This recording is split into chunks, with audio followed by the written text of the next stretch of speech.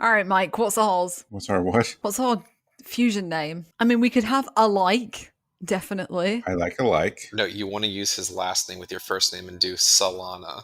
That sounds like a shampoo or something. Salbato works as well. Salbato. No, arigato.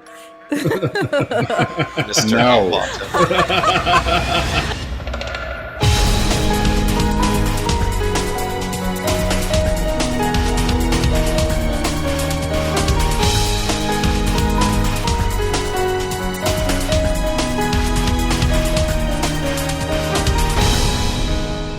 Hello, and welcome to Rhythm Encounter episode 67, the RPGFan music podcast. So this is a little weird for me. This is my first recording of this show since January or so, but it feels good to be back. So I'm Mike Salbato, the editor-in-chief of RPGFan and one or two other things on the site, including today, Rhythm Encounter host. I have three panelists with me today, three people who like NieR even more than I do, even though I didn't tell you we're talking about NieR yet.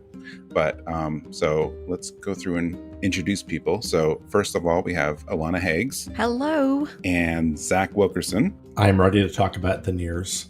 The NieRs. Is that with a Z? That is correct. Wow. And we have Patrick Gann, who has been standing NieR for how many years now? I mean, I technically could say 12, even though the first game came out 11 years ago. Mike, I think was it you and I or John McCarroll and I that saw the 2009 E3 behind closed doors presentation, which had no music, which was dumb of them because that was like the best thing to show off, and they were like, oh, it's not ready yet. Well, maybe it wasn't ready yet, but they shouldn't have showed anything then. Yeah, that was not me, unfortunately. Yeah, it was John. I just know the story. Yeah. So, so of course, if you're listening at this point, you've already seen the title, so you know that today we're going to be talking about NieR. Not just the first game, but NieR is pretty much a series now anyway. It has a handful of games and a remake, so we've talked about it before because we had a NieR song on several episodes ago, because for a while when Rhythm Encounter was not airing episodes, it overlapped with the part where NieR Automata came out. And I'm sure that if the show was around at the time, we would have been bringing songs on from that game constantly. Yes. We'd already be out of NieR songs. Yeah. Yeah, but we missed that. So we have this backlog of NieR songs, and with the remake that came out in April, we figured, well, it's time. Let's catch up a little bit and introduce people to music from the first game and the second game and whatever else comes up, because there's been a handful of albums over the years. Just a handful. Arrangements and concerts, and so we have a really, really cool selection of NieR songs from everyone here today. I think it's an exciting lineup and really shows the breadth of work, musical work that has gone into this series from countless people at this point. So is everyone ready to get started? I am. Let's do this thing. All right. So our first block of songs here is going to start with Zach. If you want to introduce your first song. I am playing Kainé Salvation from the original NieR soundtrack. Beautiful. And then Alana, you have a song after that. I do, yeah. Weirdly, the second song off of the Automata soundtrack. The second one we've had on the show anyway. This is Mourning, which is the very last song on that OST. So please enjoy. All right. So we're going to go listen to Kainé Salvation and Mourning. That's Mourning with a U. And we will be back in a minute.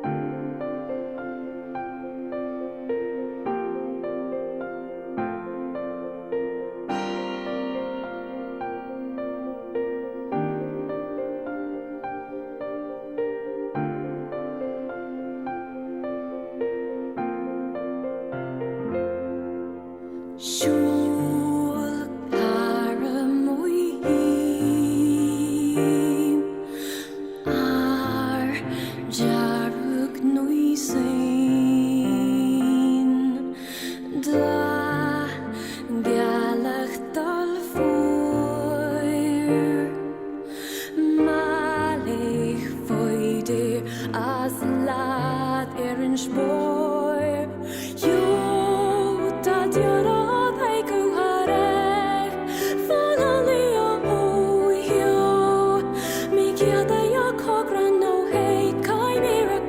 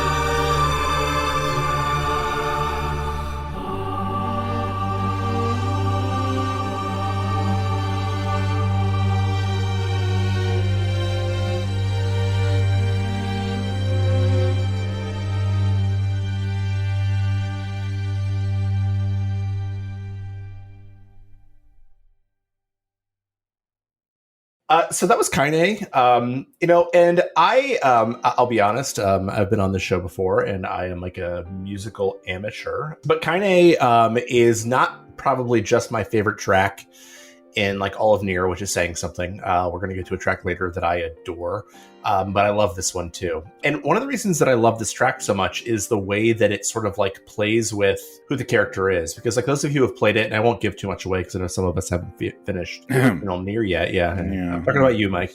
Yeah. Thank you for making that clear. Kainé herself is such a, at least on her face, like an abrasive character, like difficult. She has a cacophony of profanity that is beautiful and stunning and almost Shakespearean, and the way that it is put together. And she seems so brash. And this song, when you listen to it, doesn't really seem to fit her, at least at first blush.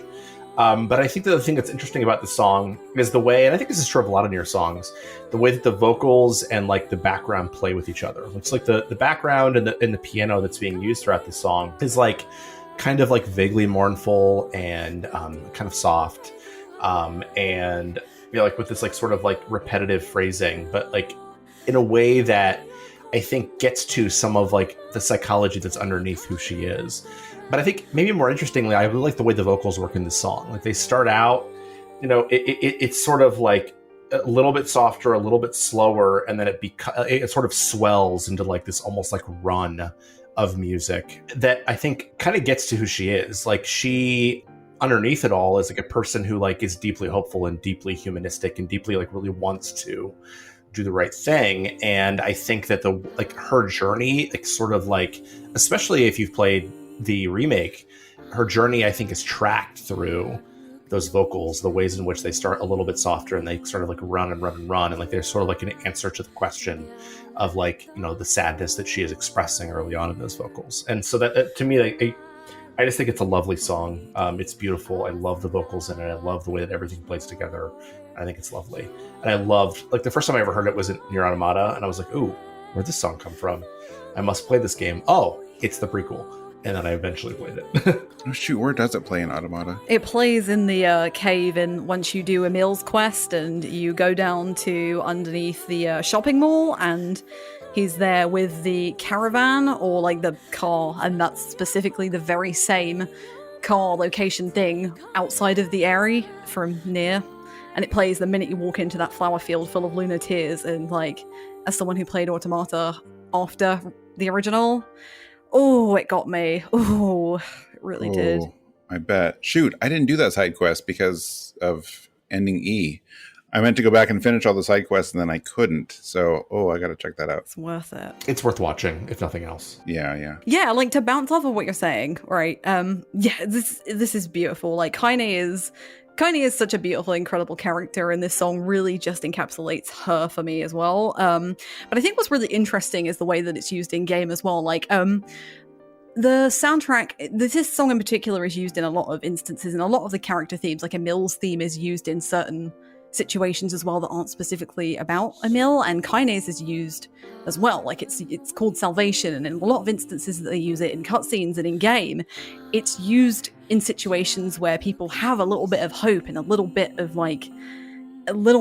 good going for them in game. Like, I can't remember specifically an example, but like it's used in those moments where you've helped someone or you're helping somebody, and it's really uplifting. Like, it's a really beautiful, uplifting song, and something like that it does is it makes this swell of emotions, and it really uplifts the characters, it really uplifts you, and also it's so well put together, I think, and it just really, really resonates with like characters who deserve help and get the help that they like desire, basically. And yeah, it's just, I mean, I think Zach pretty much encapsulated it perfectly. Like, everything about this song is just so gorgeous, and so, like, it's melancholy, but like it's definitely one of those songs that it makes me smile, like more than most other songs, I think, across the two main soundtracks. But yeah, it's just a really beautiful piece. Yeah, I think that's one of the things that I think is like it feels very NieR, you know what I mean? Like NieR throughout is very melancholy, and then it has this hopeful ending. And again, like I know that you have played the remaster, of course, because you reviewed it, and the way that it gets to the hope that she has underneath it all, I think is really what moves me about it every time. Because it has all this melancholy, and like NieR always has all this melancholy. And the reason that NieR works for me so well, and I'll talk about this more with one of my later tracks, is that it sort of answers a lot of difficult questions that a lot of us ask ourselves in, like, I don't know, like 3 o'clock in the morning.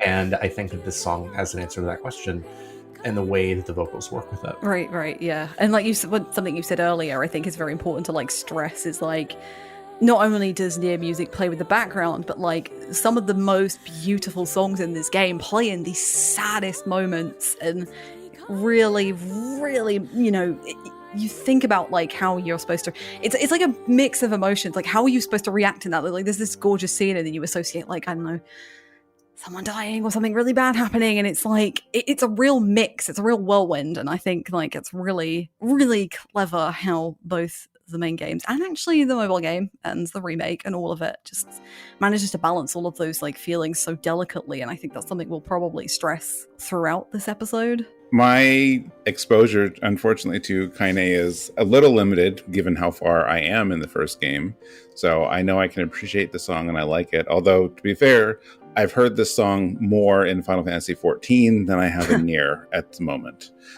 Which is not what we're talking about today, although I am going to put a link to the Final Fantasy XIV version in the show notes because it's gorgeous. Yeah, it is. All I know is it's really pretty, and I can't say anything better about it than what you two already said. But I'm sure Pat has some comments. Yeah, so in the original NieR Gestalt and Replicant OST, we find that for like the 2 main supporting characters, sort of the team that joins the character NieR himself, is Kainé and Emil, and they both go on to have, incredible significance throughout the universe and like the whole timeline.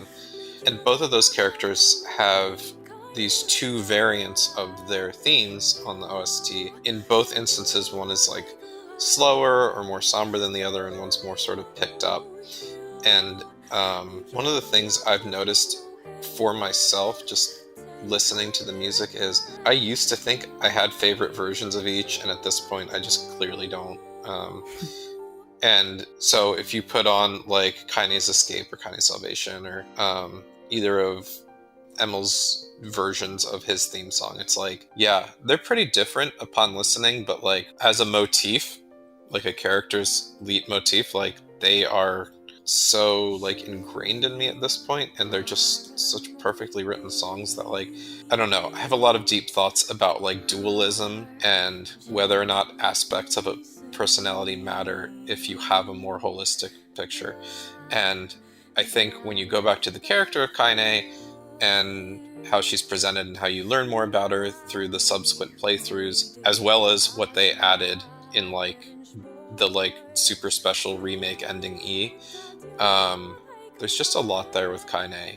So one, thank you for adding Kainé Salvation to our set list today, because excellent choice, excellent opener, and in the right space, either version of the Kainé theme will make me cry. I didn't cry today listening to it, but I got close. So she leaves a mark. She leaves a big old mark on my heart. She is probably my favorite video game character, period. So yeah, I agree. She's quite memorable, quite lovable. Yeah.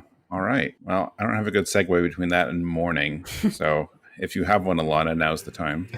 Oh gosh. I think it's a pretty interesting pairing. But yeah, Mourning is, as I said, it's the very last track on the Automata soundtrack, and I think very different. Like, we've used phrases like melancholy and things like that, but I don't think, like, I think that there's no other song that kind of hits on the same level as Mourning does. We've spoken about vocals with Kainé, but like, this is a song that is almost like, Kainé is just piano and vocals. This is just strings and vocals, but you've got like baritone vocals that start off the song that go into female vocals, and then the strings come in, and then it all blends together into this big old like noise wall of sound kind of thing that's just like, The song almost plays through like stages of grief, essentially. So Mourning doesn't play that often in Automata. I think it plays a grand total of 3 times. Twice at the end of side quests, and once during ending C, when you're A2 running through a big old area inside something. I won't tell you what exactly, but if you haven't played Automata, because I know lots of people listen to these episodes without playing the games, which, you know, NieR music stands on its own. Like, I think you listen to this stuff and you still get the same emotions out of it, which is really interesting considering how, like, unconventional a lot of the music is, and how they play with sound and how they play with volume and stuff like that. But Mourning, a few years ago, probably wouldn't have even made it into one of my favorite songs, and, like, I don't know, it just really hit strong this second time around because I replayed it before Replicant came out. But yeah, I'm a big fan of like songs that are entirely driven by vocals and oftentimes don't even use instruments. And I think that I love how the song gradually gets louder and layers, like everything begins to layer over. Like when the female vocals get louder, about 145, 150 in, they start to bleed into the strings, and then the strings take over and soften a little bit.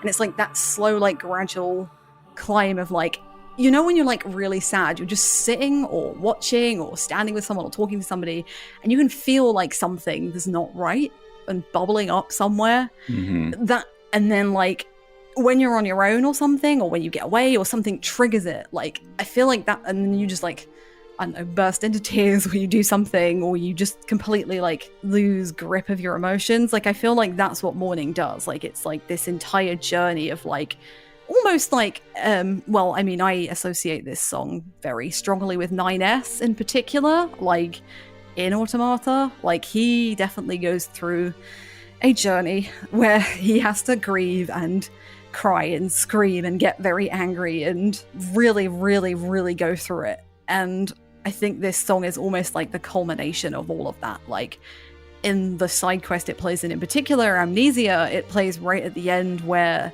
this android that you're trying to solve a mystery for suddenly realizes the mystery you've been trying to solve is because of them, and they kind of lose it. And you leave that car park and the song starts playing, and I had to stop because it was like this, like the song's really heavy, like it feels like it's weighing down on me as the male vocals come in. There's nothing really quite like it in this game or any game that I've ever heard of that makes me kind of feel that way in the same way. But yeah, it's hard to talk about because, for me anyway, and a lot of the NieR music is hard for me to talk about just because so much of my feelings and emotions are like wrapped up in so much of this music, and like it's a lot to take in for me personally. Like even re-listening to it today, I was a bit like, oh my god, like I could feel my exact feelings at the exact time I heard it, like the 3 times I heard it last time, and it's just a lot. And like it's just this whole encapsulation of realization of like, you know, this is what people are going through. It plays when people are going through really horrible things, realizing horrible things about themselves and the world, and it's intense. And I think it's incredible that Okabe managed to do that with like just some violins and some strings and 2 different vocals, or 2 different like types of vocal. So yeah, that was a lot of words and a lot of air for something that I really struggled to talk about. But yeah, it's a very important song to me personally. I can tell. Yeah, I love the way you talked about that. I mean, I think that I love, and this is going back to some of the things that you said.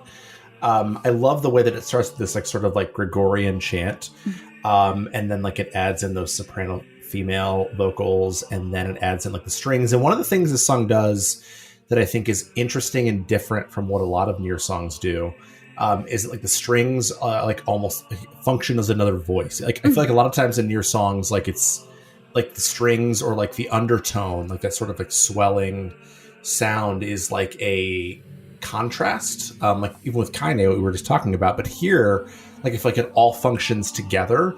And I had never really thought about it as like going through stages of grief, and I think that's absolutely appropriate for the ways in which, like with the side quests that you're talking about, Amnesia, which is one of the 2 absolutely essential side quests in NieR, but also the way that it works in ending C.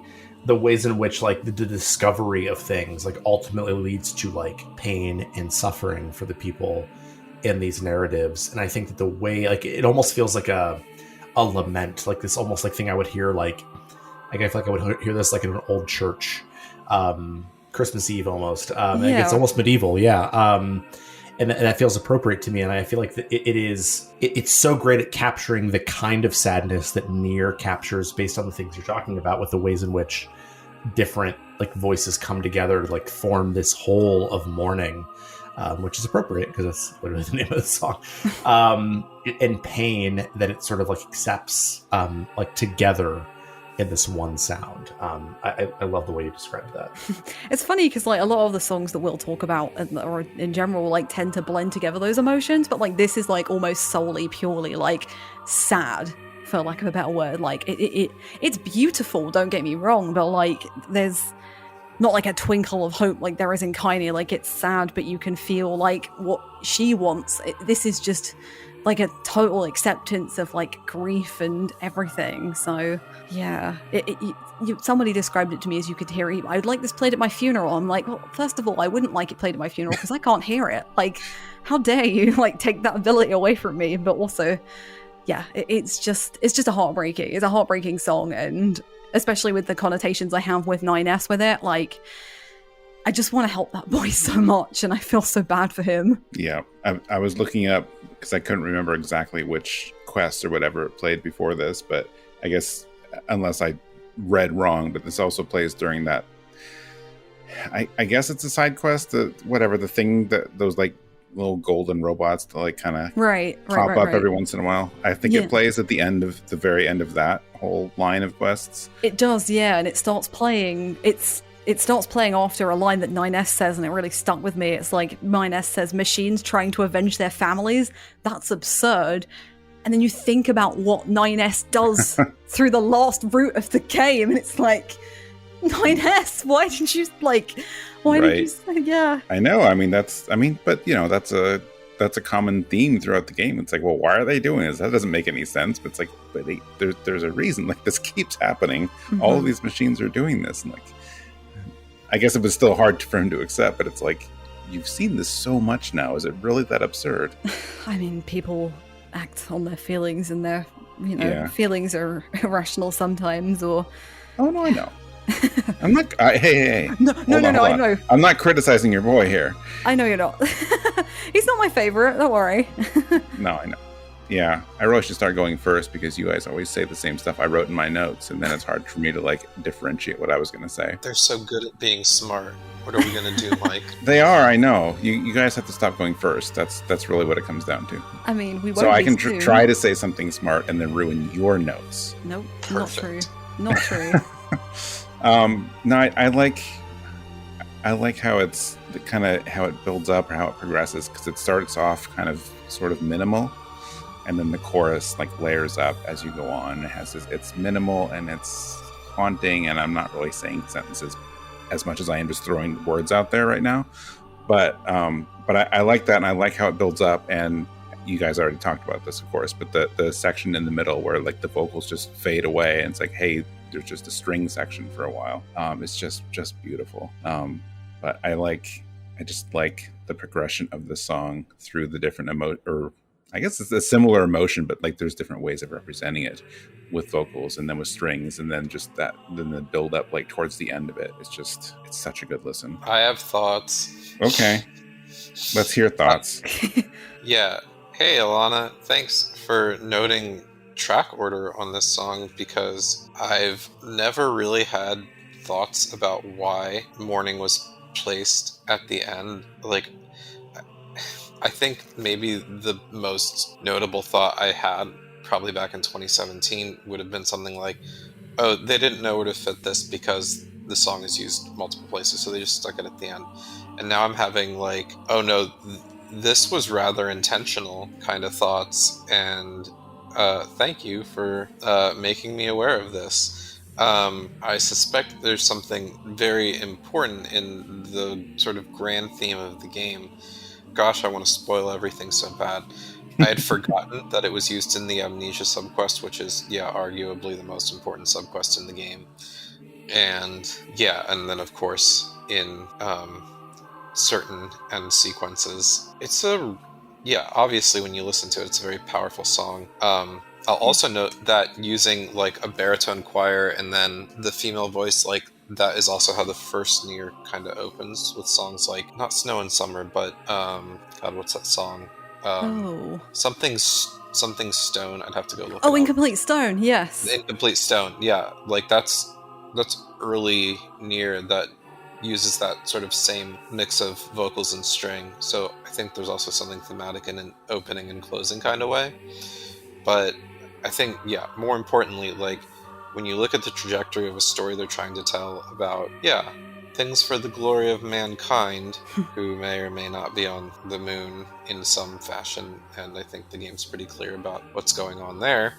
Like there's all this, like, we do all this heavy work and it's all in vain, and we're not even paying attention to our own wants and needs, and by the time we do, it's too late, and like it's all painfully tragic. But then you talked about, Alana, like grief in its completion, like all the way up to acceptance. And I think that's the main work of NieR for what can sort of fairly reliably happen to a actual human who's playing the game. Mm-hmm. And so, wow, what a fitting ending to the OST.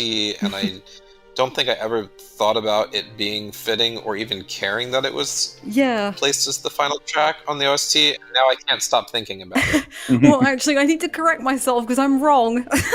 It's halfway through it. I swear when I looked at one point it was at the end, so I feel like I've made a point and led you on there. However, so I'm really sorry. That's my bad for not like prepping properly. I have seen it put at the end of playlists. However, I still think it stands, like that it fits in the middle in a similar way. Because then I was thinking, like, well, hang on a minute, why doesn't Weight of the World cap it off? And yeah, obviously, Weight of the World does cap off the soundtrack. So I'm really sorry, everybody, for getting that wrong. I feel really bad. But also, like, I still think that stands, like, irrespective of whether, you know, it's at the beginning, middle, or end, like this, it still serves the purpose. And, like, you know, ending C isn't exactly the end of the game anyway, and neither is the Amnesia side quest, and I feel like you would at least reconcile some of those feelings at some point there. So, yeah, I'm really sorry. And no, it's okay. Whether it's at the end of the soundtrack or not, like, it's still a really important song for several reasons. It's one of the last songs I really remember ever hearing fresh, if you know what I mean. Like, you'll hear like most of the OST up to that point, and then when you do that side quest,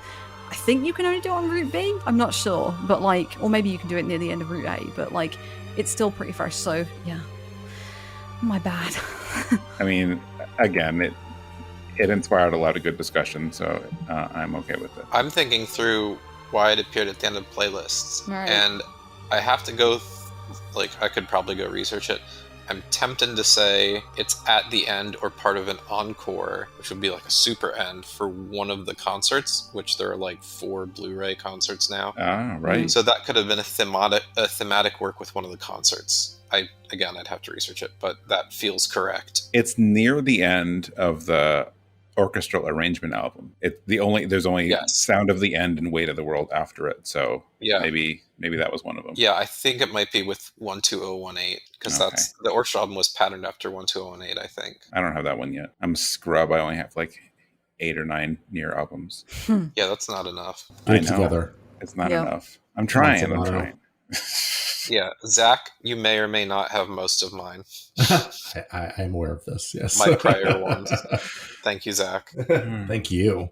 All right. We sort of set up the track list today as different, like, vaguely themed blocks of music. So my intent there is that the first theme would be some original songs. So we had a song off the original soundtrack in the first game and second game. And then we're just going to go in like some weird directions after this. So the next block, we are going to have a song, one of our first of many songs from another album, an arrangement album. And then, actually, yes, Pat, you can introduce that one first because you have our next song. Cool. I picked the opening track from the NieR Tribute Album, Echo. And that's in a very heavily remixed version of the song Repose from NieR Gestalt and Replicant. And it's arranged by someone I haven't heard from in a while, but was really big in like the chiptune and remix scene like 8 to 10 years ago, and that is SEXY-SYNTHESIZER. All caps. Very important. All caps. Yes. Yeah, it's an interesting pick. I can't wait to hear what everyone thinks about this one. Because I actually hadn't heard it before we got into this episode, this arrangement anyway. And then after that is my first song. So I have what we're going to either call Eco or Eco or something like that. Anyone feel free to correct me on this accented O here. But this is one of the battle themes from the NieR Reincarnation, the mobile game that, as of this recording, just came out like a week ago. Right. So, all right, we're going to go listen to Repose and Eco.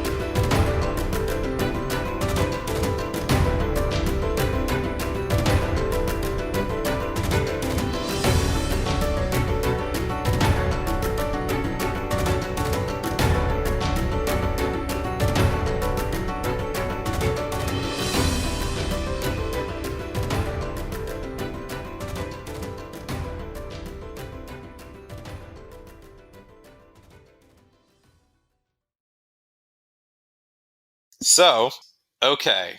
Wow. Normally when I get excited about NieR music, it's because it's like doing something very like heavy and powerful to my heart and mind. But that remix of Repose, okay, I have to say something. I struggle with the language of people who say music slaps or it bangs or it's a banger or bops. That whole thing just like makes my skin crawl. But I think I started to understand it when I was talking to a friend, and he's like, "You have a song that just makes you want to like get up and dance?" He's like, "That's a banger," and I was like, "Really?" And because if that's the case, this remix of Repose is it. And what I love about that is like the song is called Repose, so you'd be like, "Oh, this is chill music." You would relax.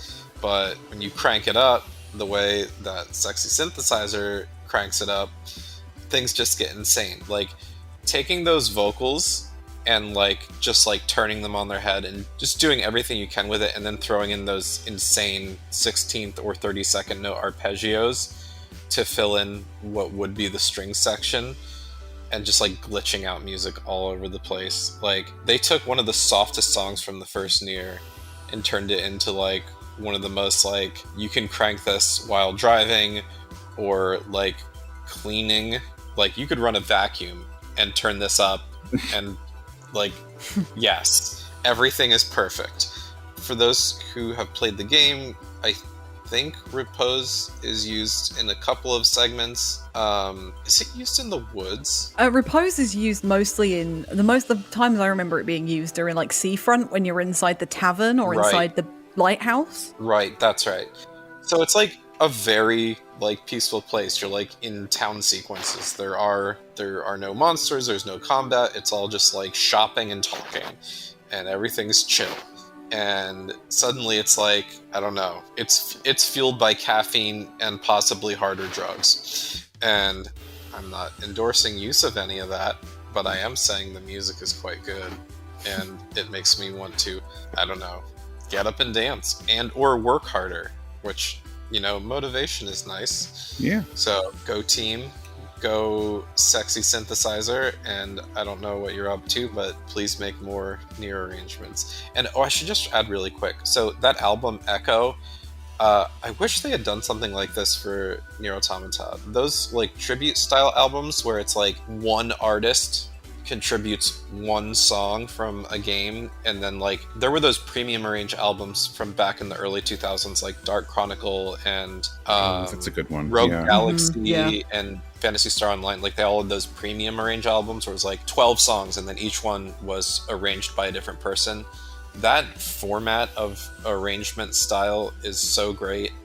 I think the Automata arranged album might have done a similar thing, but like Echo did it so darn well and picked such great arrangers for it. I would like them to do that again at some point. Maybe like with the whole series now, because there's like a larger canon of music. Because I really love that format, and I feel like NieR benefits from that a great deal. That's all the more I'm going to say. Yeah, like the Automata one is I don't like using the word safer, but it feels a little bit safer with some of the rearrangements. Like I know Peaceful Sleep is one of the ones on there, and it still uses that acoustic very in a similar way, and like in the same way Repose does as well. Like the acoustic guitar is still there. And you use the word motivation, and I'm gonna go with that, but I'm gonna not challenge, but I don't interpret the song as necessarily a dance song. And I think in a way it's similar to it's totally not synthwave. Like it's absolutely it's getting there, but it's not quite synthwave. But I still find this really relaxing in a really strange way. Maybe in a sadder way than the original is, because the original, it plays in pretty, you know, if you associate it with the Lighthouse side quest, which I won't spoil for anyone, because obviously, Mike, you haven't played a ton of this game, so I don't know how much you've played of the Lighthouse quest. I've done the first few parts of it. All right, so you might have a general idea. Yeah, I want to make sure that every block of this episode, someone gets in a little thing reminding everyone that I haven't played the first game. I'm not trying to do it deliberately. You deserve it, Salbato. I do. Yeah. Hey, I started it, and then somene's like, "No, you should just play the remake instead." So now I have to start over. Yeah, I was correct. You should, yeah. You're right, yeah. But yeah, like it's in a really weird way to me. It's kind of soothing in a really uncomfortable way. Like I absolutely think it's kind of one of those things you can tap along to and relax, and like it's one of those like songs that I can get motivated to, but in a way that's constant and steady. Whereas if I'm listening to something like, gosh, I don't know, Shadow Lord or something that really like gets me on the edge kind of thing. But this is like, it's the distorted vocals around the middle of the song, and also like the the static that comes in and out. It's almost like someone's like fading away, like someone's trying to tell you something and you can't quite hear it, and then the vocals break in, like they're kind of torn apart, like they don't appear in the same order that they do in the original song, and it's very, very dreamlike and otherworldly in a way that the original isn't, whereas that one's more like hazy days on the beach kind of thing, whereas this is like, I don't know, kind of chill songs to listen to when you're dying or something. Like, oh my god. Sounds cheery. That's me in a nutshell. But like, yeah, I think I'm really interested that you did, like, you take it that way, because like I can absolutely see it now that you talked us through it. But yeah, that's like not the impression I got the first time through, so maybe I'm gonna have to listen a couple more. Well, I say the first time through, I'm aware of the album Echo. I've heard it a few times. The interpretation of Shadow Lord on that album is ridiculous. Like, it's so unlike anything I could have ever seen off of that album or ever seen coming. But is that piano jazz one? Yeah. Yeah, that one's crazy. It's so good. But yeah, like if I'm gonna like use one word to describe this arrangement, and I don't mean it in like, because you know people ascribe euphoria as some like extreme blissful feeling, but euphoric seems like a good word to use it. Like euphoria is like kind of this like I'm happy, and I'm happy to just sit here and take it in, but so happy like that I'm just, I don't know, like can't really express myself kind of way.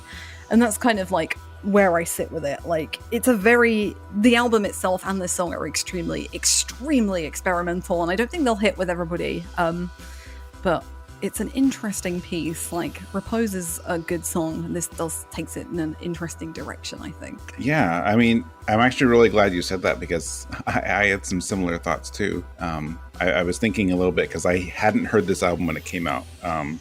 And again, because I'm always going to talk about Final Fantasy XIV, it reminded me of the Pulse album for 14, where they took a lot of songs and did make them like EDM and dance style music and stuff that you would not expect. Yeah, it's great.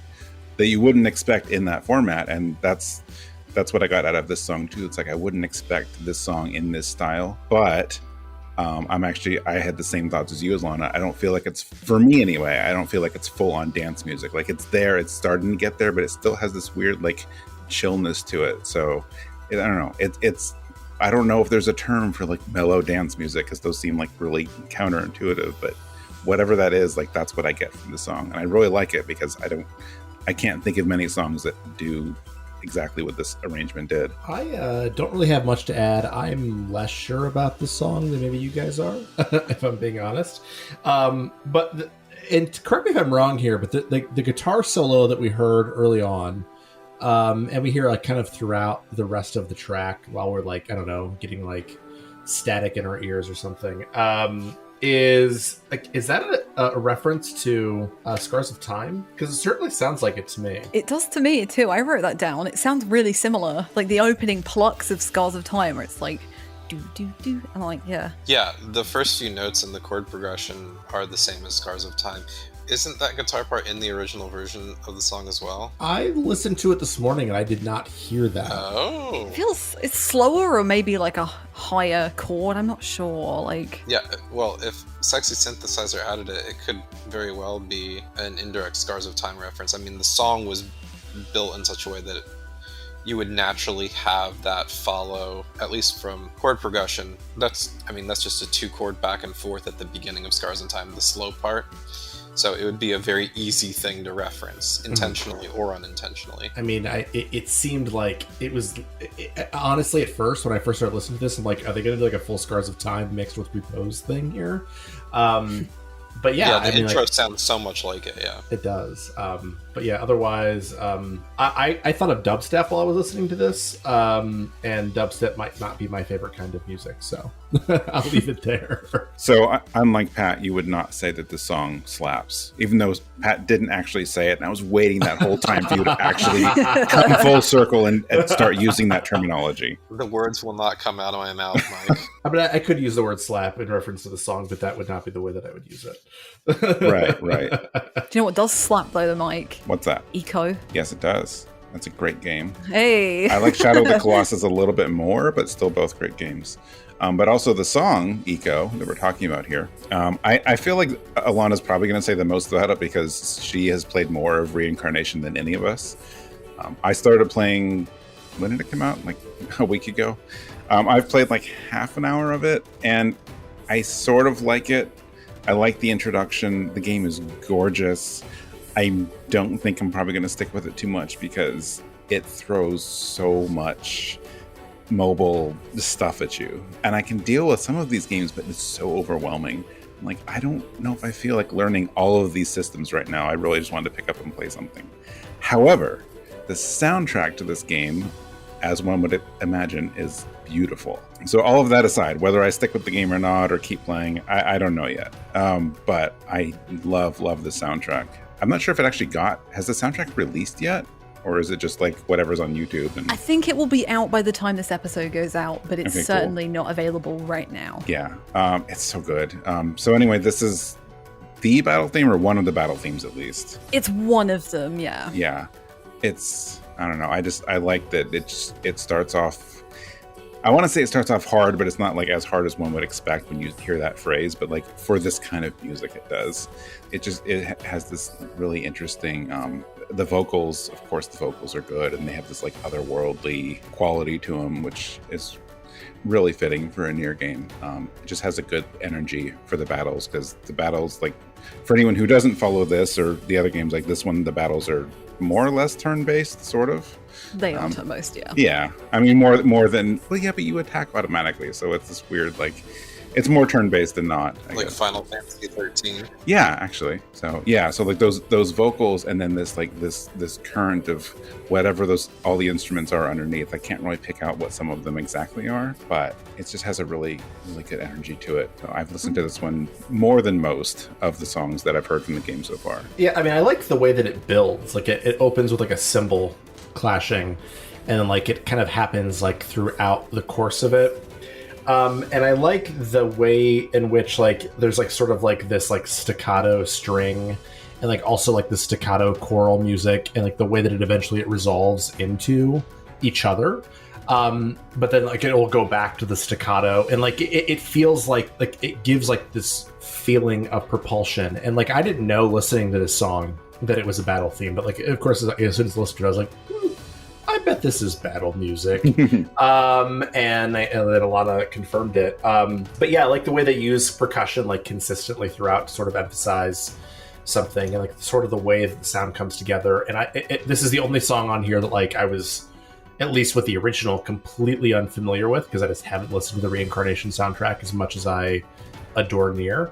And like it made me think once again, like, hey, maybe I should play NieR Reincarnation. Like I have it downloaded on my phone. I've played about as much of it as Mike has.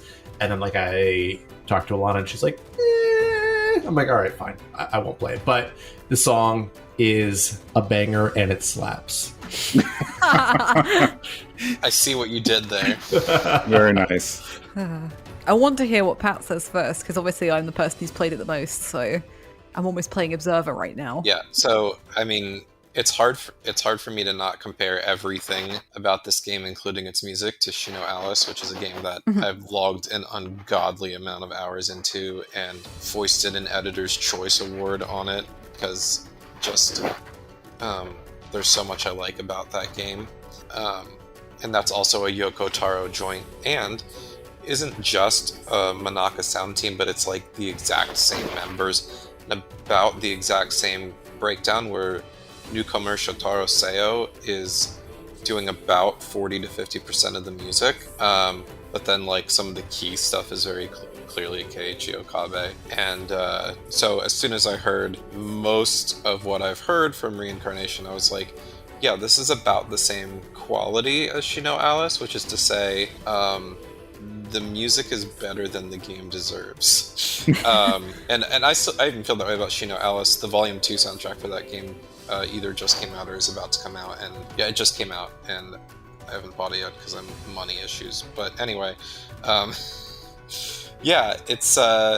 I'm very excited about the Reincarnation soundtrack, and this battle theme is a reminder and a very good reason to be excited about it. I will just echo Zach's emphasis on cymbal clashing being a thing, trademark. That really reminds me of some of the stuff that Okabe's done on other games. The Tekken soundtrack is work on the one Final Fantasy 15 DLC, the one with Gladiolus and Gilgamesh and all that. Yeah, right. Yes, good comparison, yeah. Yeah, there's like the heavy cymbal clashy percussion of this track very much reminds me of his work outside of NieR on other projects, and I was kind of glad about it. Like the NieR soundscape is so good that it would be so easy to just sort of rest on your laurels and keep doing very similar things. And I'm honestly the kind of person who wouldn't object to that and will just keep buying it all up because that's who I am. But yeah, it's good to see a different direction taken and different tools used musically, and it does make me interested in the game. I will add, as I said when we weren't recording, I can't play the game right now because my phone's not good enough, which I can't get over the fact that they just block certain devices. Your phone's not good enough, we won't even let you download it. We won't even let you see if it runs poorly. Just no, you can't have it.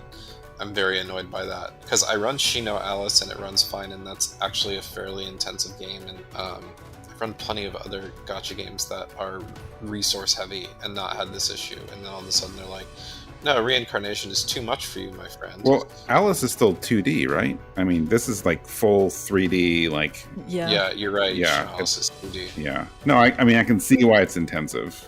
Yeah. I'll give him the pass. I'm salty about it. I really wanted to play the game. And that's fine, yeah. But at least I have the soundtrack to look forward to.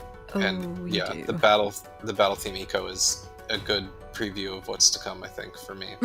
It's very different to anything else in any other NieR game, I think. Like, there's a few, like, percussion-heavy songs, one of which I think is in the next block, although I'm not using the percussion version of it. But, like, yeah, the cymbals and the drums and the forward momentum that the song builds is unlike any other battle track in NieR, because obviously you only really have, like, boss songs in NieR, Replicant, Gestalt, and Automata, whereas this, it's like, you have, like, varying different songs, and all of them are very percussion momentum based, more so than anything else, I think, on any of the other soundtracks. So yeah, actually, you basically nailed everything I was going to say, which I'm really glad about, which is why I wanted everyone to say stuff first. But a lot of the only other thing I want to add is, like, there's a kind of, like, much steadier rhythm to this. I think a lot of the boss music or fight music in the other NieR games has this quality of, like, desperation or hopelessness, or, like, you're pushing. So it's not like a steady determination like this one feels. And NieR Reincarnation is about, like, trying to get out of the cage or trying to rebuild memories to get out of the cage, and it's like you're slowly doing that through the music. Like, it's trying to build forward, build up momentum to get this thing that you want. And I think this song does it really well. The rest of the Reincarnation soundtrack, to go on a tiny bit of a tangent, is extremely, like, I think the NieR games are really good at this in general, and I think Okabe and MONACA are all really good at this in general, but, like, it's very atmospheric, and, like, you can tell the hums and the really low music throughout the NieR games, but, like, more than the others, this has to. And it has to do a lot of the heavy lifting because, like, you know, it's a gacha game. Like, you're literally just pressing forward. Like, it's essentially, like, it's weird to call it turn-based combat because I think the genre I would probably ascribe to Reincarnation is almost like a visual novel or a sound novel. Like, you're a walking sim, or a walking sim even. Like, you walk through areas, you do these character chapters, but it's often just, like, text and reading and sound, and you just touch the screen to either move or, like, do actions, and you don't get to make choices or anything, but like it's more like an interactive storybook more than anything else, with just a little bit of combat thrown in, which, you know, the soundtrack then needs to do the even more lifting than it does with the original games or the normal games, in that it has to create this kind of claustrophobic atmosphere. And I think like even Eco itself does that. Like it's just building up a little bit of tension, just enough for like a normal battle theme. So, you know, it's different enough from the original, the other games. But yeah, I think you three nailed it, really. And I'm glad you brought something on from this, Mike, because when you picked this, Reincarnation hadn't come out and I hadn't listened to any of the soundtrack. I am considerably further in. There will probably be a review up by the time this episode goes up. I can't guarantee you it'll be totally positive, but like, this will probably be on my soundtracks of the year list. Do not worry about that. It's incredible work. I agree. All right. Well, I'm glad I brought it on too. We apparently all had a lot to say about that one. All right. I was trying to think of a good segue. I don't have one for this next song. So, Zach. I hope you have something good to say. Yeah. Speaking of good music, yeah, I don't know. So I have brought the string quartet arrangement by Sean Schafianski of Vague Hope, which is in its original form one of my top 2 favorite NieR songs, and this is my favorite arranged or not original version of any NieR song. It's lovely. Oh, very nice. Okay, and this is our arrangement. Well, one of our arrangement blocks anyway. So, Alana, you also have an arrangement version. I do. I have the piano version off of the Piano Collection, so the official album of Gods Bound by Rules.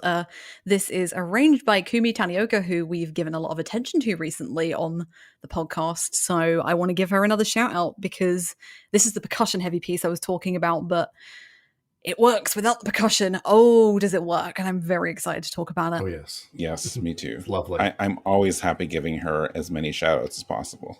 So, amen. Yep. All right. So let's go listen to Vague Hope, Cold Rain, and Gods Bound by Rules.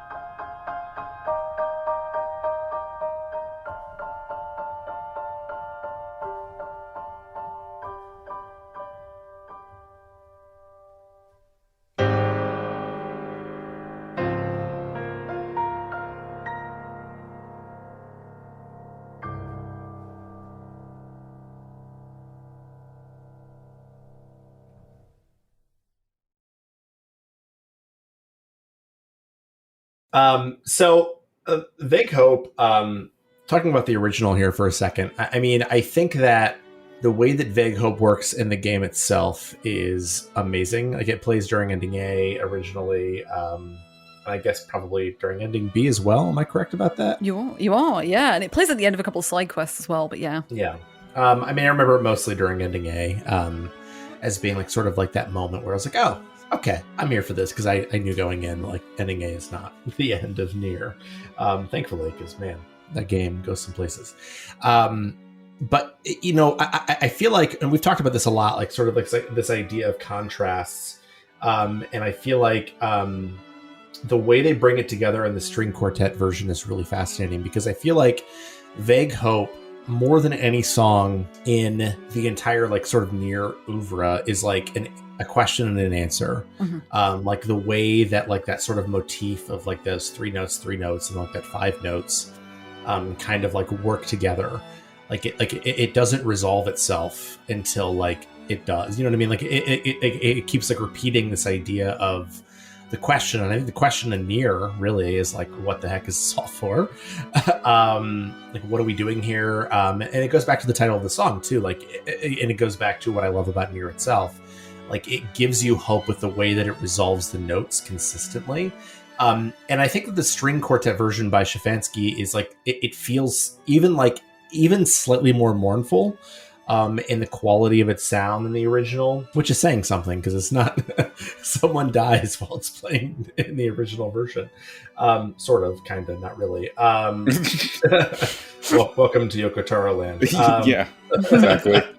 But the way that it resolves consistently, and I feel like almost like that mournful quality that they get from the string quartet version, and the way they pull the cellos in to really kind of emphasize that, makes it like stunningly beautiful. I think this version of this song is just, I'm a sucker for string quartets, always have been. And I think that it is a strikingly beautiful version of the song, and almost like the fact that it resolves into, going back to the title, that idea of hope with like that 5-note beat that it keeps coming back to over and over again. There's probably some musical term for it that I don't know beyond motif. What can I say? I'm an English teacher. Is I think almost more moving. Like, I was like, it feels like the song is like reaching out to something, and it has it in its grasp vaguely, and it can't quite grasp like that idea of hope, but like it senses that it's there, and that I think is what makes this song so like achingly beautiful to me. And I think the string quartet version of it captures it amazingly well. Mm-hmm. Yeah, I'm going to pull back something that you said. Gosh, maybe right at the beginning it may have been when I was talking about Mourning, and you said that like violins and strings are voices, or they're used as voices in particular for, I think generally in most music, but in particular with NieR music. And I think it's a very deliberate choice to have this on a string quartet album, because string quartets are usually very small, intense, like they're usually just 4 people, right? It's usually 2 violins, a viola, and a cello. And it's usually like a conversation between 4 musicians. And like you said, Vague Hope is 2 points or a conversation between these two, like the 3 and the 5 and the notes. And yeah, like I with a lot of NieR arrangements, I really struggle when they strip out the vocals. I feel like sometimes something is lost, and this is one of the few versions of Vague Hope that I truly love aside from the original. Because again, like the original is one of my favorite songs. It's actually my favorite song across all of the albums.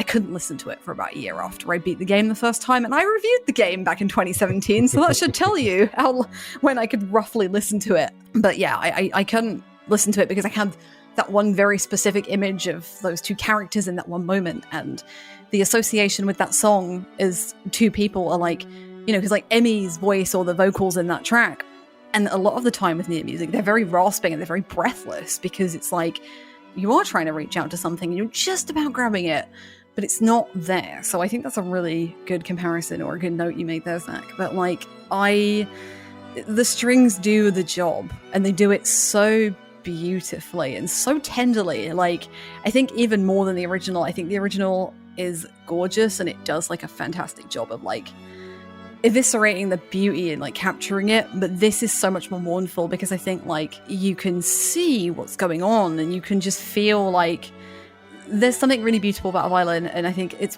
one of my favorite musical instruments. And I always find them really like associated with like really nice, like romantic kind of things sometimes, or sad things. And like here, like you're playing this song, and this version of this song, even more than the original, as like you hear this piece of music in moments where like you have to see the thing you love most in the world slip away from you, and like it's in your grasp, you've got it. But like as you're holding it, it's like slipping out of your hand, and I think like that mournful quality in this version is like really captured perfectly. In particular, when that cello comes in around like 2:30, 2:31, like it's this conflict of like sadness and beauty. Like I'm holding this thing that I love, but also like it's gonna be gone. And it's interesting because like obviously it's not in NieR Automata, at least in the couple of endings it plays in. So yeah, it's a really beautiful conversation that's fully realized in game, especially after what plays afterwards. But I think Schafianski, who's done like tons and tons and tons of brilliant NieR rearrangement albums, like the jazz album, he did the synthwave one at the end of last year. He's got this Chamber Works, which is beautiful all the way through. But I think this is like maybe one of my favorite pieces of his, and he does one of my favorite video game songs of all time, like absolute justice, really. I love his rearrangement of Lunar 2 opening song too. It's lovely. Oh my goodness, it's lovely. I need to listen. Can I talk about Sean? Please Yeah, do. please. We always want to talk about Sean here. Yeah, so when I saw this in the set list, I was just like, okay, like, yeah, Vague Hope is a super good song, extremely important, extremely powerful, evocative, and I'm glad everyone covered all that, because I want to talk about Sean. Look, there are plenty of talented arrangers out there. There are plenty of talented arrangers and performers, and as far as sort of like the licensed music scene has grown with organizations like Materia Collective, like we've seen better and better stuff from that scene of music over the last decade. And from my perspective, there are really like maybe like 2 or 3 people that I would identify as like really leading the way, and Sean's one of them. You know, he made some early interesting bids with those jazz albums, and I've talked to him personally, and I think there are plans to do more like chamber works, fill in a franchise or fill in a game name, like planned. And this was sort of the first in that series. This Chamberworks album for NieR is just like painfully good. It, like the way you described, like where the cello comes in at a certain time, like Sean is incredibly thoughtful and puts so much time and effort into making sure it's not just an enjoyable experience, but it is evoking something from the game itself. I just think he's truly one of the most talented people doing this kind of work. And like, this is my like full-on unashamed endorsement. Like, this is not an expensive album to purchase digitally. There is also a physical version of it. People should just go get the Chamberworks album. Check out Sean's other work too. He's done plenty of stuff with NieR, plenty of stuff with other video game franchises. I think Chamberworks is probably his best album to date. If it's not, you know, go find it and tell me what I was wrong about. No, I agree. I've listened to all his work, and I think this is... Yeah, if you haven't picked up the NieR Chamberworks album, like it's on Bandcamp among plenty of other places. Like, Yep. Just go get it. It's so good. It's like stupid how good it is. It's by far my favorite arranged album for NieR, and it's shorter than a lot of them. The TPR one's great, lots of good ones, but this one is... This one knocks your socks off. It's fantastic. I'm glad we see eye to eye on that. We do. Zach. Yeah, it's just, so good. I think at this point we've talked about it enough that I'm going to make sure that we have a link to his Bandcamp in the show notes, as well as, I should mention, a link to Rhythm Encounter episode 19, because we had Sean as a guest on that episode. That's right. Back in 2014. Back when, like, that would have been when, like, the jazz albums were coming out. Yeah. Mm-hmm. So, yes. So there will be links to that. I recommend listening to that, too. That was back when Stephen and Derek were hosting the show. But it's a good listen. Our favorite localization team. Yes. Yeah. So proud of them. Yep. I would give a shout out to Stephen and Derek. Derek might listen to this. I don't know if Stephen will. But, you know, Stephen, if you do listen to this, because NieR has good music, yes. Hello. Thank you for listening. Maybe something will convince him that NieR is amazing. Some of what I was going to talk about was a little bit of what Alana said. Go figure. We also see eye to eye on this one, where like a lot of what I like about this song is the vocals, and most of the, I don't want to say all of the arrangements I've heard outside of this one retain the vocals, but I know at least most of them do, because it is really central to the song. And I love all those versions. I'd like, though, that Sean didn't do them in this case, because like it's kind of like a brave move, because like that's a really key part of the song. So like even different arrangements, they retain that because it's so central to the song.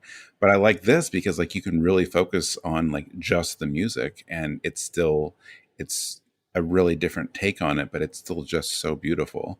And like you said, like you would think a lot of times taking the vocals out of a song like this would not work as well. And you'd be like, well, you know, that was a fun experiment, but like it just feels like sometimes it could be less than the original, but that is not the case here.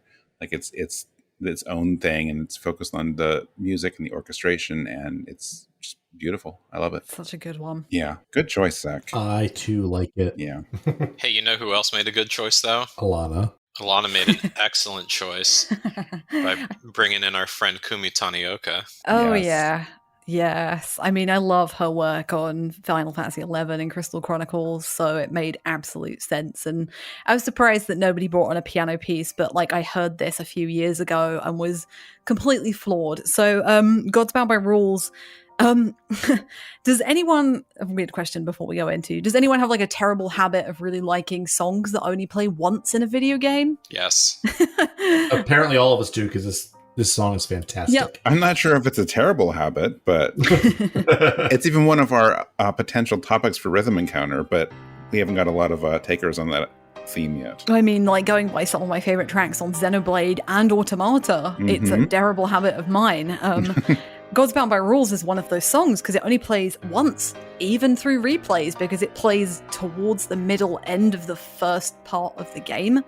And you never replay that part, even in Replicant. Like, it plays in the Temple of the Drifting Sands against the boss. And if you've never heard the original Gods Bound by Rules, it's incredible. It uses so many different, this is the percussion-based song I was talking about. Like, it's very drum and rhythm heavy, and it uses violins and strings and drums and vocals and all sorts of things to like build this kind of godlike, otherworldly, like mysterious feeling. And then this strips it back to a degree, but I think what I love about this piece so much is like, you know, it's a piano album, right? Like all you're going to hear is Kumi Tanioka playing a piano, and she manages to get an entire sound profile that matches the original beat for beat out of this. And my favorite thing about this song is just how it plays with volume, because it does the same sort of thing. So like the original starts off really quiet, and then it goes through phases of being really loud because it's got layers and layers of instruments playing over each other and vocals and everything.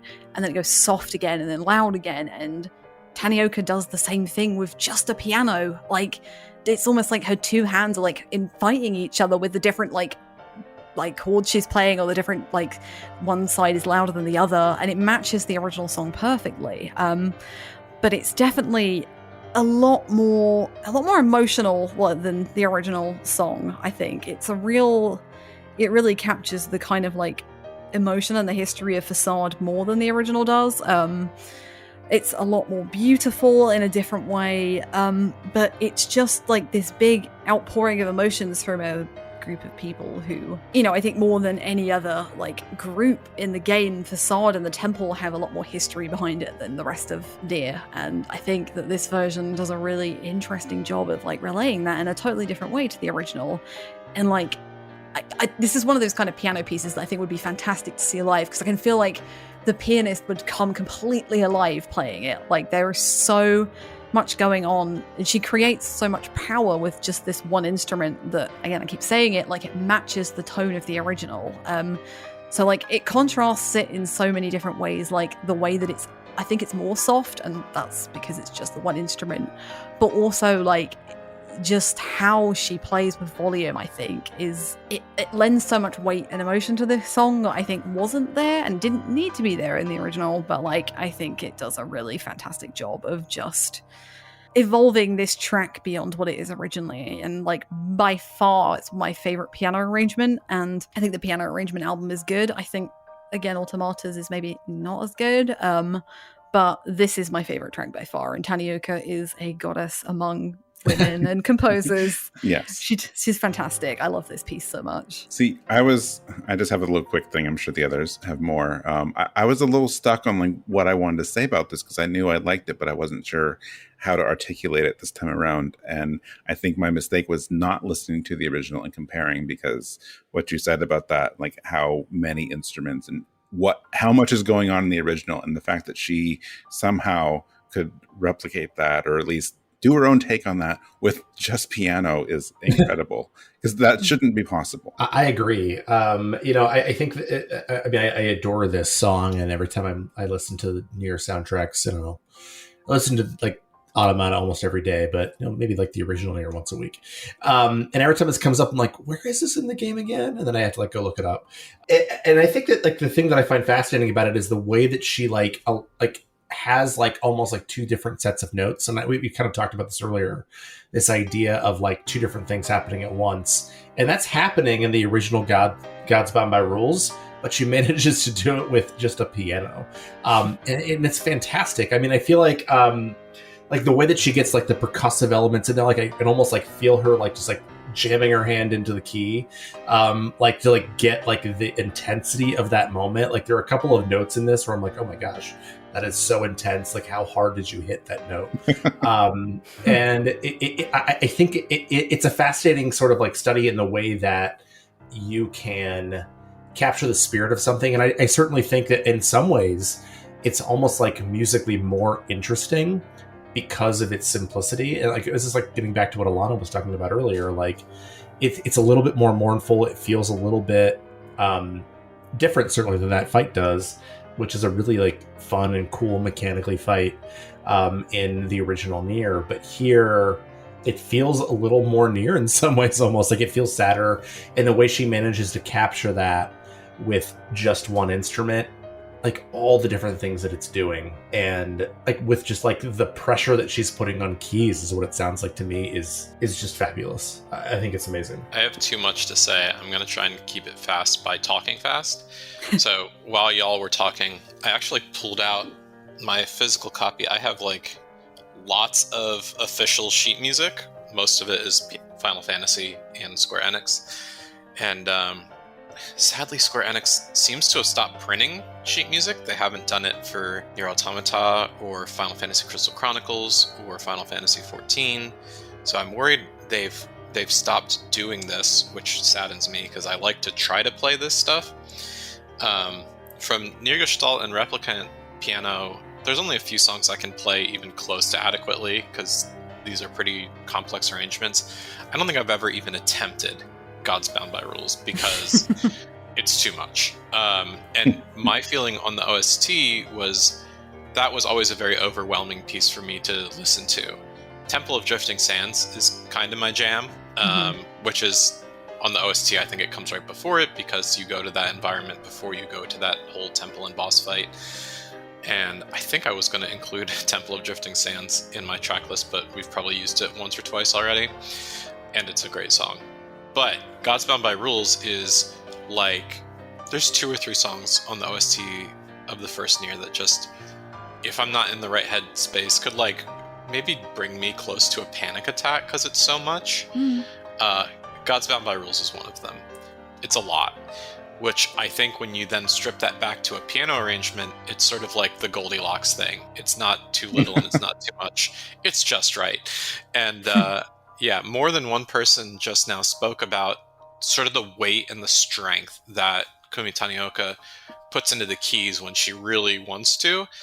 I just wanted to recall a story, and if someone digs really far back into RPGFan, you might find this. I went to a Final Fantasy XI fan fest in 2008, and Kumi Tanioka came out and did a live concert of like 4 or 5 of Final Fantasy XI tracks. They were her own arrangements. They've never been recorded or released anywhere, which drives me insane to this day as a completionist and as someone who just loved that concert. It was a really magical time for me just to watch that. There's a photo of me like bowing down to her, which everyone was really uncomfortable with, except for me, because that's who I am.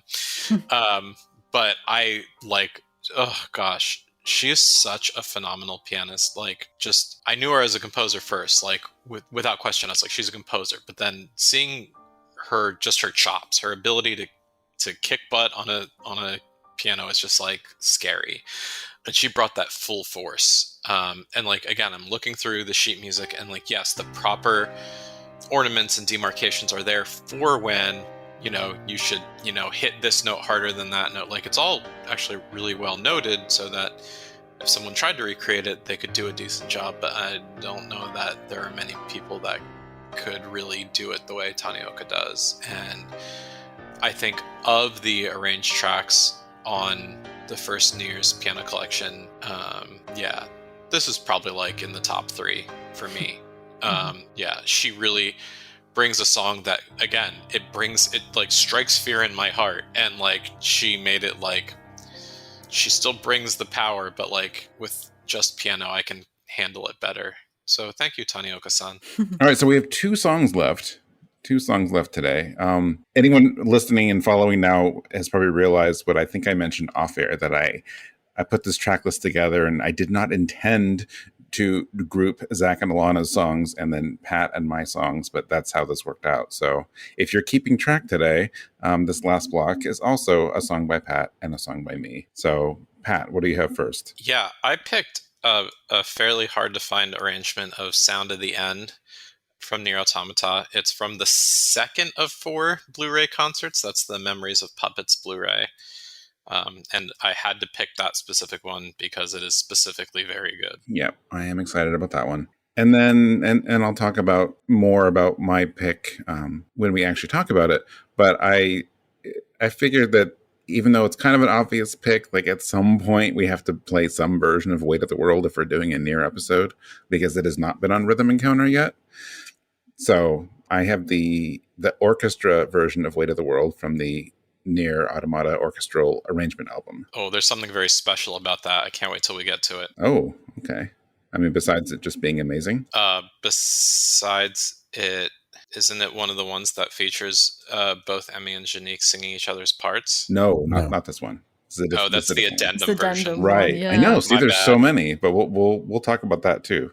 So let's go listen to the Sound of the End and then one of the orchestra versions of Weight of the World.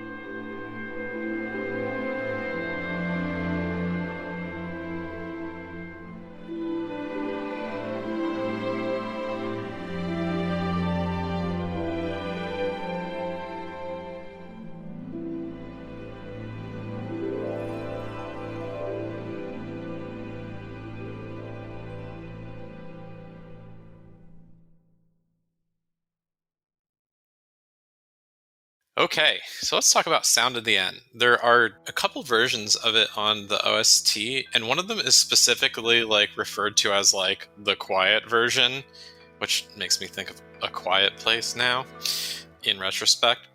So the sort of like quiet version of Sound of the End is sort of the, I don't know if this is the right word, the template for which this arrangement was done. This is an arrangement of Sound of the End that was used in the second of 4 so far Blu-ray concerts that Square Enix has released like as a retail product. This one had a lot of like drama / talking sequences in it. It was called Memories of Puppets, or that's a loose translation, but it's, if you're looking for it, it's always like double bracketed in the triangle brackets. That's an easy way to find it if you're looking online. And this is a weird concert. It's probably it's probably my favorite though. And Sound of the End is probably like the palate cleanser moment that I need when I listen to it. Just there's kind of two things going on vocally. You'll have these sections where it's like sort of a verse that's very like melodic and counter melodic. There's 2 vocalists, and yeah, it's pretty intense because what you might call the chorus is more of a refrain in the traditional definition of the word. It's just bum, bum, bum, bum. They're singing one note, and it's just different syllables, just this monosyllabic, hit it on the quarter note every time, and it's kind of terrifying. It like chilling. It feels almost occult in nature, and if you know some of the ways that Sound of the End is used in NieR Automata, you'll be like, yep, that fits. Mm-hmm. And when all the other instruments are sort of stripped back, and it's just, you know, it's just those 2 female voices singing the same note in unison, hitting these consonants in unison, it's actually terrifying. Like, it's up there with like some of my best like horror music, even though it's not like it's not horror in the like traditional sense, but like I can't listen to this and not get creeped out, and I like that. It again shows how in a single game they really do a great job sort of running a heavy spectrum of heavy emotions, and if you didn't get creepy fear in there, that would be no bueno. But they got it, and they got it great with Sound of the End. And this particular arrangement and performance, it for me, is like the pinnacle version of it. Watching the actual concert video, and when I did the review, I actually clipped like, and I think we have it in the show notes. Right. I clipped like a minute and a half from the Blu-ray, and it's, yeah, everyone should just watch it. It's so good. Mm-hmm. I'm glad that you said creepy, because like, yeah, haunting is the very thing that I think of with, in particular, that part of like the Sound of the End from the original soundtrack. Like, I think it's like 2 minutes in to like 3.5 minutes in, like there's this entire section that is just like atmospheric music, vocals, and a little bit of piano, and that is it. And this has even not really got the atmospheric sound in it. It is literally just the very, very soft chanting of both of the female vocalists on the stage, and it's really unsettling. Like, this song to me, this arrangement and the original, it's always felt very claustrophobic to me. Like, there's something very painful about it that like makes me tense up, and very much like what's coming. Like, it has you on the edge of your seat. Like, what am I going to find out? What's going to happen? What's going to come afterwards? And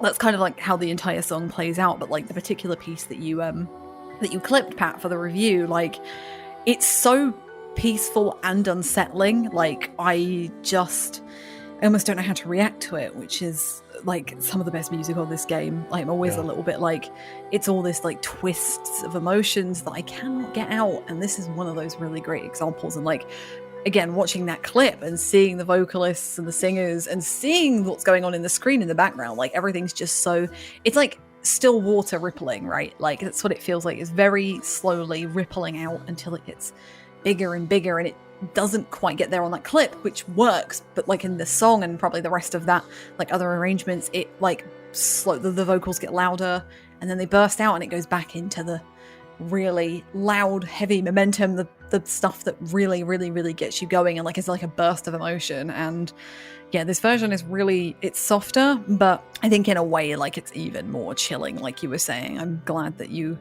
brought this and honed on it, because yeah, this is like an incredible version of another one of my favorite songs on that soundtrack. So yeah, I adore this so much. I love music that makes me feel claustrophobic, which is really not, I don't know. Wow. Maybe I like stuff that makes me feel uncomfortable. Like I like to make my emotions feel rattled kind of thing. Oh my God.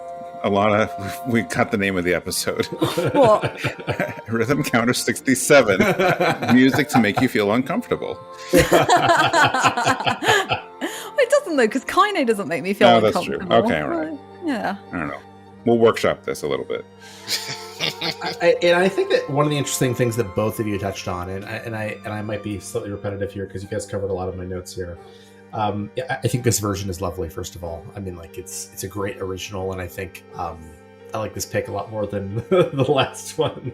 But I think that the way that it moves between like these sort of like sustained sounds and then like these staccato sounds, and like it moves back and forth between them, is part of what gives you that element of discomfort that both of you were talking about.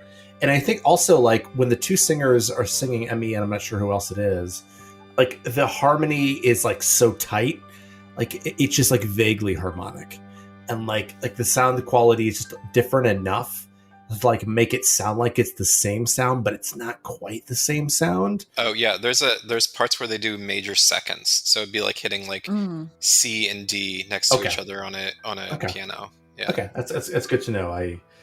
But the fact that they're so close together, I think, is part of what for me makes it feel like a little discomforting. Right. But also like sometimes like the vocals are staccato and the strings are consistent. Sometimes it's the opposite. Like it just, I could never quite predict where, like in the original or this version, I could never quite predict where it's going. And I feel like it boils it down to its essentialness of what is ethereal and haunting about this song. And I think both of you captured it beautifully. Hey Mike, were you zoning out from the awesome dissociative quality of this song? I don't know. It's hard to describe. I want to say something different than everyone else said, but it's you said it all so well. But it's just uncomfortable at points, and I'm sure it's even weirder. Like it's one thing hearing it in the game, and then like seeing like live people. It's like I don't know. It's hard to really describe.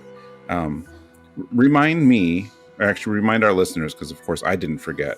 But where exactly does this play in the game? Because I think I remember where it plays. If it's where I think it is. There are a few different places, but like the most prominent place I remember is right before you fight Eve. So the particular bit that's clipped, right, there is where you're back from, oh my god, it's towards the end of Route A. It's right before the very last boss, and you're standing outside of the like machine, and you can see all of these like, the androids coming down to fight the machines, and Eve's gathering all of the machines together, and you're in the city ruins, and the ambient version plays there, and then the fight version plays in a couple of different bosses, one of them in the Eve fight, one of them at another point, I don't remember when exactly, but it plays in a number. But now I've just remembered, most importantly, the ambient version plays in the Splash movie at the title screen. If you leave it there, where it plays when you leave it idle and it starts playing cutscenes from the game, like the opening movie essentially, where the clips A2 saying, I can't quite believe how beautiful this world is. That's when it plays, like just before you start the game, if you just sit there on the title screen. Wow, I never sat there on the title screen, so I didn't see that. Well, nobody read my NieR Replicant review either. That's my favorite use of it. Actually, though that's not like what a lot of people would associate with it. I think that is my favorite use of it is in that post title screen waited out part with A2's monologue. Yeah, I mean I'm AFK a lot when I play video games, so that is the way that I associate it too. Oh yeah. All right, I'll go check it out after this then. But first, do we want to talk about Weight of the World? Always. We should. Always. Yeah, so I mentioned this a little before, but again, Rhythm Encounter was not around in 2017 when Automata came out. So, again, we're catching up a little bit on some of this series and its music.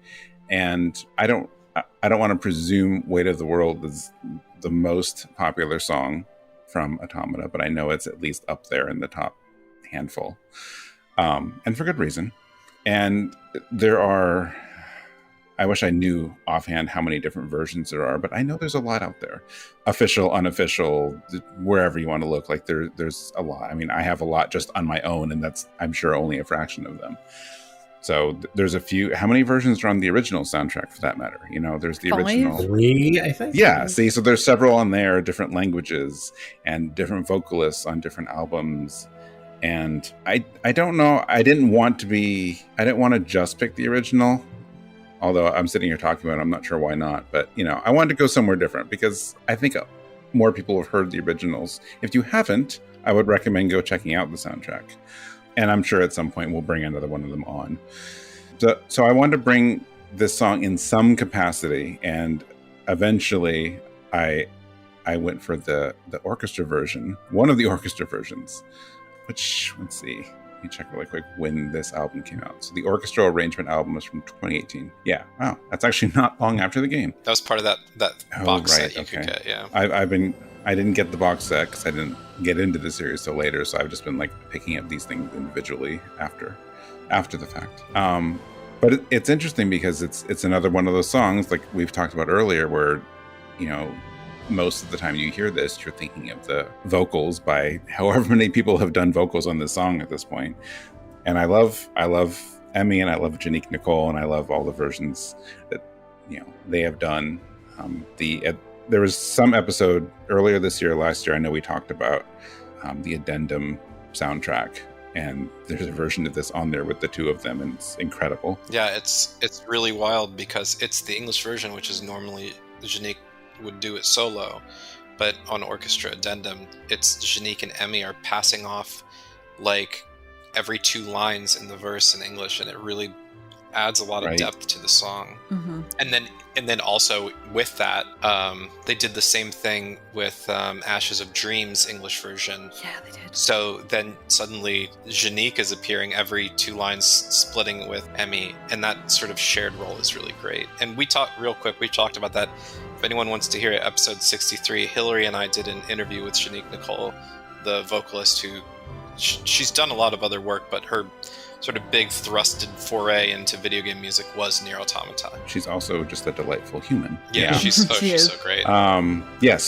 So after talking of all of these, here's one without vocals. But you know, it's another good example of an arrangement of one of these songs that it traditionally has vocals in this series, and how it still works. If you take that away, like, you know, like let's focus more on what's underneath it. And it's, surprise, it's still beautiful. You know, it still has that same like build up and like grand like feeling as the song progresses, because of the instrumentation and the arrangement. And, you know, in a lot of the other versions, so much of that you get from the vocals. So I'm really impressed that you can still get that a similar feeling even without that. Something that you feel is really essential, but it's like there is still a way to like get this across. And you know I try not to do this, and you know it sounds like we're almost comparing them. Like I don't like comparing. I don't like saying it's like, well, this version is better than this because it does or doesn't have this. Like I think it all coexists. Like I love that. I love that you can take a song like this or any of these and have so many like different iterations and just explore it in all these different ways. So that's one of the reasons I wanted to bring this on instead of one of the originals or one of the ones that people maybe are more familiar with, because, you know, this is something different that is not done a lot with this song. I think it's interesting because I know I pulled Vacopin, which also has, you know, vocals that are famous and important, and I like the way that they use horns here in like lots of different ways. Like it starts with that flute, and it's like quiet and almost like kind of tentative, which I think absolutely matches the tone of what Janique or Emmy is doing when we're singing the song originally. Like this idea of trying to find, what's worth holding the weight of the world. I don't know why I'm talking about song titles a lot today. Please stop me. And then like the oboe comes in and it like slightly contrasts it. I think it's oboe. Please correct me if I'm wrong, Pat. It's either oboe or clarinet.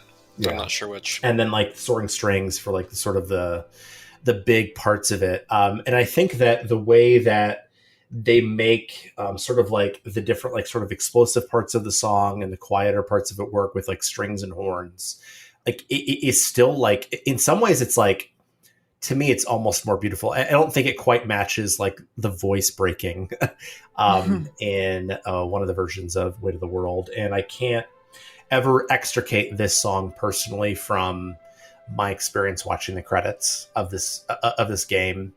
But I feel like it matches that emotional weight of that moment, which to me is like still like, and I know it sounds hyperbolic, but I really mean it, like the greatest moment in all video games.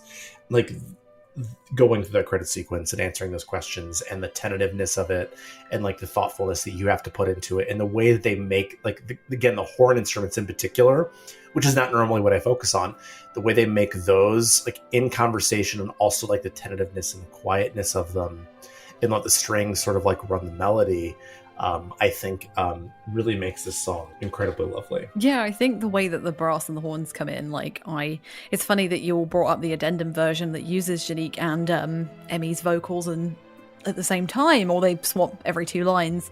I think it's doing it here as well. Like, I think it's almost like there are 2 voices coming together, and I think as a replacement for the vocals, like this orchestral version uses more instruments in the same way that the Weight of the World version of or the End of the Yorha version, the one which uses like the chip tunes and all of the voices in the choir, I think it's trying to mimic the feel of that one, of like the entire world coming together to sing this song or to come together and to like, you know, help everybody out, because that's what we're supposed to do. And I think this orchestral version is like mimicking that version, but it's also probably closer to the original, like the first Ending Age Unique version, in that like I think that flute at the beginning, like it's tentative, but it's like a tentative, like it's okay to feel hope right now. Like that's what I kind of got it. Like, you know how you like wake up in the morning like, oh, I actually think I feel like I'm in a good mood kind of thing. And that kind of like, that's a really reductive way of putting it, but like I was like, oh, this is quite a nice way to open this song, and it does match the original, but like in a even more like lighthearted way, whereas like the way that the original song fades in, it's like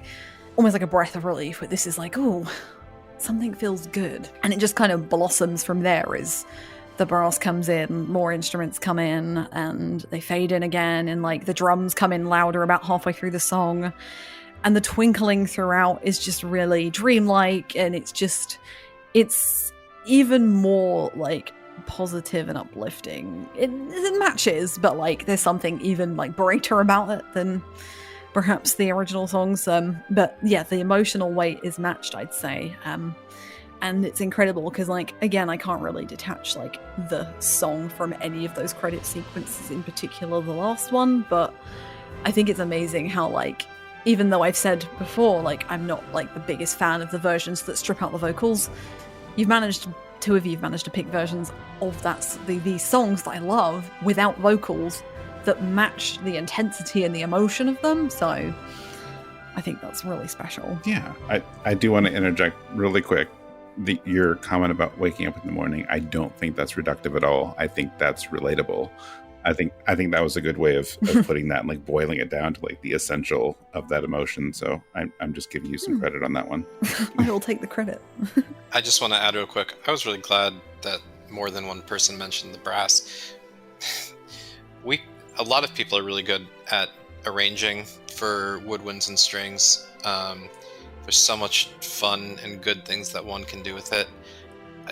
As someone who's dabbled in music composition and arrangement, I find brass to be incredibly difficult to do effectively, and I have heard video game orchestral albums where brass can ruin an arrangement. And this was, I'm not surprised given the caliber of the people we're talking about, but to effectively use brass in a song like this, especially to sort of counterbalance the lack of vocals and to sort of really boost the strength of the chorus, especially like the second run of the chorus, if I remember. Yeah, to say it's effective is probably an understatement on my part. You guys really nailed it with that. I think that's probably one of the big things about this arrangement is effective use of brass. I mean, we could talk about the the playing back and forth between, flute and oboe and strings and all that. But for me, it's the fact that the brass is there and it doesn't suck. Not just doesn't suck. It doesn't like pull away. It doesn't like vacuum suck the goodness of the song. It really works for it. I think I might be wrong about this because I don't have a particular song, and like I'm not here to like insult anyone's like arrangements or anything, but the there's some arrangements on the Final Fantasy X and X-2 remaster soundtrack, and I think some of them are brass, but there are some arrangements on that song that are good, where it's like, okay, I recognize this song, like this is a nice like touch up, and then some where there's just like extra stuff like thrown in there, like a brass something going on in the background that like really it takes me out of it, and I don't like some of those arrangements because of that. So I know what you're talking about exactly. Yeah, it can be abrasive and overbearing, like anything could be, really. But yeah, there is something about brass that is really difficult to use in a like delicate way. Yeah, you have to be careful. You have to be really careful, and I feel like they did a great job with it. Yeah, I absolutely agree. I think they did a brilliant job of it. For sure. Well, that was an episode. So first of all, thank you everyone for listening. Thank all of you for being on here. I don't know when we originally made the card for this episode, or I remember the moment. You remember the moment? I mean, I know I could look it up right now, but this card has been floating around for a while. We've been planning this topic for a very long time. Like, I think even before we officially brought the show back last fall. It's like, we're going to do this at some point. I'm really glad we got to sit down and do it, and especially with you three. And like, obviously, no disrespect to anyone else on the staff, but if I was going to pick 2 or 3 people at RPGFan who like really, really know and love NieR and its music, and we're just intensely passionate about it, like, you are the 3 that I would want on here. So this was wonderful. It's the highest compliment you've ever given me. Thank you. Yeah, thank you so much. Yeah, that means a great deal. Well, actually. I mean, Zach and Alana, like, you guys like have really helped like finally get me to play these games and introduce me to things, and helped give me context about stuff. And as we said at the top of the show, Pat, like you've been pushing the games and the music for years. Like, I don't even know how many of these albums that you've reviewed and talked about. And a lot. Probably about 70% of what's been published. Again, like, absolutely the best panel I could have asked for this one. So, what are we doing next? Again, I haven't done this outro in like months now, so let me look. We shifted our order a little bit. I know in a few episodes ago we said what was coming up, and then we kind of surprised everyone by throwing in an Ace Attorney episode. But I'm very happy we did that. So, objection. Yes. There's a turnabout. So besides that, I don't think after this one we're throwing something else in unexpected. So the plan is, coming up after this, episode 68 will be another long-awaited topic, where we're doing an episode finally about Final Fantasy XIV, where I think my panel on an episode is probably a little mad at me because of our, the way we do songs now. Everyone's limited to 2 songs, and having to pick 2 songs Yes. out of... It only took me a month to decide on mine. It's fine. I have like 500 songs. I mean, we'll do more episodes down the road. I'm sure we'll have to do one that's, specifically Endwalker based later in the year. But yeah, so for now, it's Final Fantasy XIV in general. So it's any of the songs expansions for fair game. So that's coming up in a couple weeks. We had an internal poll for the first time in a while about what we were doing after that. So a few episodes following 14 are the results of that poll. So after Final Fantasy XIV, we're going to have an episode all about piano arrangements or just piano songs, which is another one that's been floating around for a while. And how much insight do we want to give people? Do we do one more? Go on. I say one more. Okay, one more. So after the piano episode, now we're into like late October. We're doing an episode that a lot of people seem excited about. I didn't know this many people were interested in it, but we're doing an episode about title screen or main menu music. Yeah, how have we never done that before? I don't That's know. what I'm most surprised about. A couple years ago too. Was it Materia Collective did that menu album? I'm They sure did, at least yep. one thing from that will be on there. A whole album for title screen songs. It's a good album. It is. It's really good.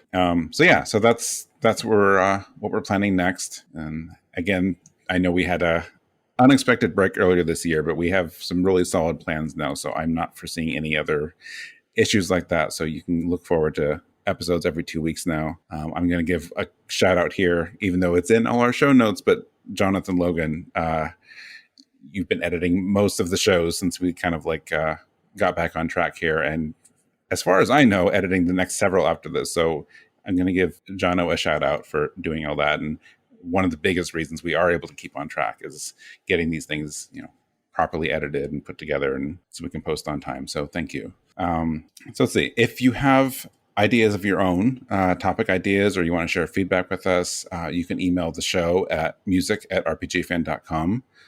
Of course, if you also go on rpgfan.com, we have a post for the episode. You can also leave us comments on the post. We're also on Facebook, all the social media platforms. You can also let us know there what you think. Most likely you're listening in a podcast app, or you're listening on our website. But either way, wherever you're listening, we do have a full track list on every episode. We always list a track list of what songs are on with timestamps. We have links to where you can buy albums, assuming the albums are still in print and purchasable, where you can buy, where you can stream, and any other related links are also in our show notes, both on the site and in your podcast app. So check those out. Make sure also, I think a lot of people that are listening to this probably know our other shows, but if you don't, RPG Fan also has 3 other podcasts. We have Random Encounter, which is our general RPG podcast. We talk about current news, reviews, what people are playing. So check that out. That comes out every 2 weeks, like our show. Retro Encounter is, I'm never going to be able to get the explanation for Retro Encounter down, because some of it is, game journals every month, and then just other really interesting topics in between. I think the way that he describes it is whatever we want to talk about. Which is, I guess I should just say that. It's mostly retro, though. It's in some form of retro, whether that's 2 years old or 20 years old. So Retro Encounter is consistently every week. So definitely also listen to them. And then finally, we have Phoenix Edge, which isn't really an RPG fan podcast, but we do partner with them, and they share links. We share links to each other, so they are an RPG fan media partner. So they also keep up on current news and discussions every couple weeks or so.